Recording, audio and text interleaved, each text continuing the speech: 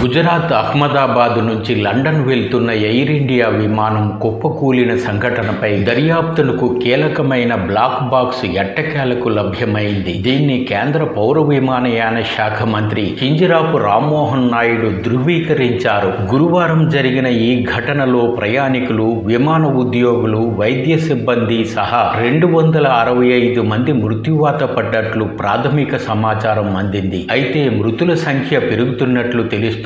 ఆసుపత్రుల్లో చికిత్స పొందుతున్న వారిలో పలువురు మరణించినట్లు సమాచారం. ఈ సంఖ్య పెరిగి 274 చేరినట్లు సమాచారం. భవిష్యత్తులో ఇలాంటి ప్రమాదాలు నివారించడానికి సమగ్ర మార్గదర్శకాలు రూపొందించడానికి కేంద్ర హోంశాఖ కార్యదర్శి ఆధ్వర్యాన ఉన్నత స్థాయి కమిటీ ఏర్పాటైంది. విమానం టేకాఫ్ అయిన కొద్దిసేపటికే కుప్పకూలిన ఘోర సంఘటన ఇది ప్రపంచంలోనే మొట్టమొదటిగా చర్చనీయాంశమవుతోంది. ఇంత ఘోరంగా టేకాఫ్ అయిన క్షణాల్లోనే కుప్పకూలిపోవడానికి కారణాలు ఇంకా బయటకు రాలేదు. పైలట్ మేడే కాల్ 3 మార్లు చేసినట్లు అహ్మదాబాద్ ఎయిర్ ట్రాఫిక్ కంట్రోల్ కు వర్తమానం అందింది. విమానం టేకాఫ్ అయిన క్షణాల్లోనే తీవ్రమైన ఇంజిన్ వైఫల్యం జరిగి పైలట్ అదుపు చేయలేని మంటలు వ్యాపిస్తే విమానం బయలుదేరే ముందు ఎలాంటి సాంకేతిక జాగ్రత్తలు తీసుకున్నట్లని సందేహాలు వ్యక్తమవుతున్నాయి. విమానానికి పక్షులు అడ్డు తగిలి ప్రొపెల్లర్ దెబ్బతిన్నా ఈ ప్రమాదం సంభవించవచ్చని పలువురు భావిస్తున్నారు. పైలట్ నుంచి అత్యవసర హెచ్చరికగా రేడియో కమ్యూనికేషన్ ద్వారా మేడే హెచ్చరికలు. ఆ పైలట్